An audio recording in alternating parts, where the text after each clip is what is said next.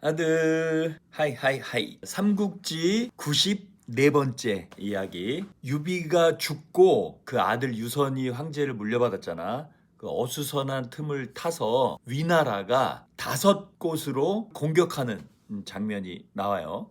이 장면을 가지고 아들들이랑 얘기하고 싶은 거는, 불리한 싸움을 해야 될 때는 제갈공명에게 배워라, 이런 얘기를 해주고 싶어. 총나라의 유비가 괜히 이릉대전을 일으켰다가 패하고 죽고 그 아들 유선한테 황제를 물려주고, 이렇게 총나라가 어수선한 틈을 타서 위나라의 책사 사마이는 위나라 황제인 조비한테 지금 어수선한 틈을 타서 총나라를 치면 우리가 이길 수 있습니다 라고 책략을 내게 되고, 그래서 그 조비는 공격하라 명령을 내리게 되고, 위나라에서는 군사 50만 명을 5길로 나누어서 총나라하고 제갈공명을 공격하는 장면이 나오게 된다. 위나라에서 출발하는 군대가 20만 명, 그 다음에 남만, 요서의 변방민족, 북방까지 합쳐가지고 이렇게 변방민족에서 20만 명,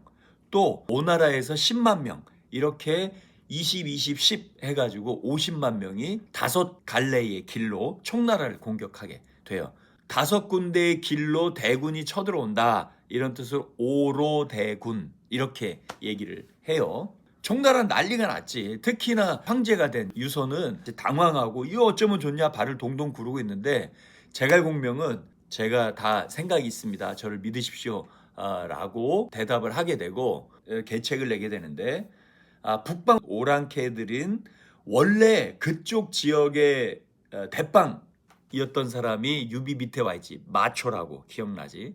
그 마초가 그 북방 오랑캐를 만나러 가서 설득을 해가지고 막아내고, 싸우지 않고 막아내고, 또 위나라에서 20만 명이 쳐들어왔다고 했잖아.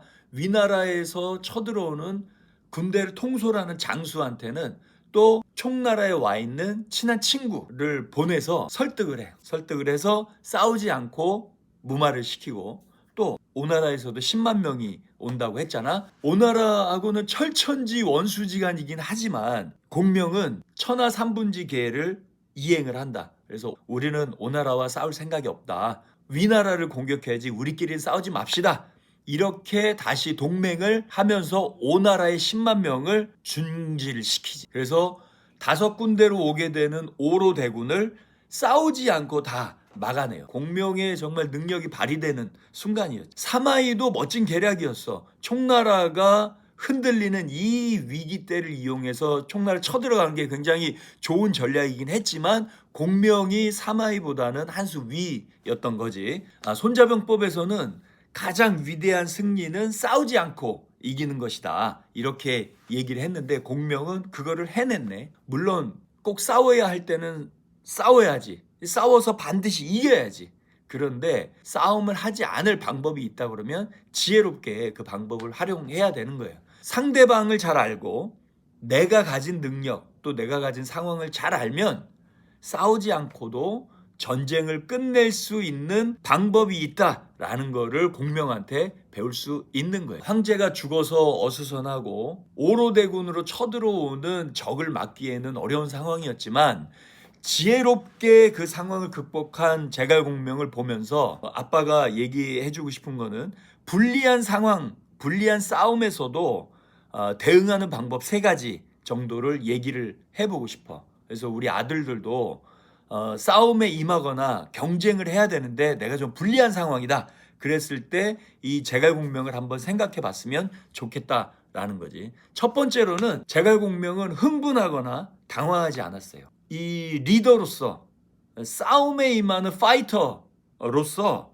가장 경계해야 될 부분이 바로 당황하거나 흥분하지 않는 거야. 처음 황제가 됐던 유선은 막 흥분하지, 어떻게 하지, 당황하고 막 그랬는데, 제갈공명은 당황하지 않아요. 만약에 제갈공명까지 당황하고 흥분하는 모습을 보였으면 총나라의 사람들이나 신하들은 전부 다 벌벌 떨게 됐을 거야. 그런데 공명은 당황하지 않고 떨지 않았다. 이게 중요한 거지. 아무리 어려운 싸움이고 불리한 싸움이라고 해도 당황하지 말아라. 아니, 불리한 싸움이 아니라 유리한 싸움이 됐든 불리한 싸움이 됐든 싸움에 임할 때는 절대로 당황하지 말아라. 상대방한테는 내가 흔들리지 않는 의연한 모습을 보여야 되는 거예요. 내가 흔들리는 모습을 보이면 상대방한테 이미 50점은 지고 들어가는 거예요. 불리한 싸움은 원래 시작하지 않는 게 최선의 방법이지. 안 싸우는 게 좋아. 그러나 상대방이 싸움을 걸어오거나 어쩔 수 없이 싸워야 되는 때가 있어요. 그럴 때라도 첫 번째, 절대로 당황하거나 흔들리지 마라. 이거를 공명이 보여줬고, 두 번째는 공명은 자기가 가진 자원을 효율적으로 또 다방면으로 이용하는 모습을 보여줬어요. 오로대군을 잘 막아냈다고 했지. 위에서 오는 20만, 옆에서 오는 20만, 또 밑에서 오는 10만을 잘 막았어요. 이거는 공명은 내가 가지고 있는 게 어떤 자원을 내가 가지고 있는지 잘 알고 있었고, 또 싸움에 그걸 어떻게 이용할지 그것을 잘 활용했지. 굉장히 머리를 다방면으로 잘 썼다. 이렇게 얘기할 수가 있어요. 전쟁에서, 그것도 불리한 상황의 전쟁에서 당황하지 않고 내가 가진 자원을 다방면으로 활용해서 쓸 수 있다는 거, 이 굉장히 제갈공명이 뛰어난 모습을 보여줬다. 이렇게 얘기할 수가 있는 거지. 그러니까 뭘 내가 가지고 있는지 모르면 그거를 써먹을 수도 없겠지. 기회가 왔을 때든 위기가 됐을 때든 그걸 써먹을 수가 없었을 거예요. 그러니까 이런 거는 평상시에 꼼꼼하게 내가 가진 자원이 어떤 거를 내가 가지고 있는지, 어떤 거를 내가 써먹을 수 있는지를 잘 파악하는 습관을 들이고 있었다. 이렇게 얘기할 수 있겠지. 세 번째로는 이게 제일 중요하다고 생각하는데, 상대방이 진짜로 원하는 게 뭔지를 잘 파악했다는 거야. 오나라도 쳐들어왔고 위쪽에 오랑캐 군대도 쳐들어왔고 위나라도 쳐들어왔다고 했잖아. 솔직히 오나라는 이 총나라의 공명하고 싸우기 싫었을 거야. 왜냐하면 이미 이릉대전에서 자기네가 대승을 거뒀고 유비를 죽게 만들었고 관우를 죽게 만들면서 형주도 차지했고 이제는 아쉬운 게 없어요. 총나라에 대해서 굳이 전쟁을 할 필요가 없었는데, 그러니까 공명은 그 오나라의 그 마음을 알고 우리는 동맹이잖아 라는 거를, 그 결속을 다지는 그런 카드로 활용을 해가지고 위기를 모면했고, 북쪽의 군대도 마찬가지지. 북쪽의 군대도 자기네가 옛날에 모셨던 주군이잖아, 마초가. 그런데 굳이 마초와 싸우고 싶지 않다는 마음이 있었을 거야. 그거를 잘 알고 대응을 했지. 그래서 거기서 20만 명을 잘 막아냈던 거야. 싸움을 걸어오는 상대가 진짜로 원하는 게 뭔지를 제대로 파악을 할 줄 알면 대응할 수가 있어요.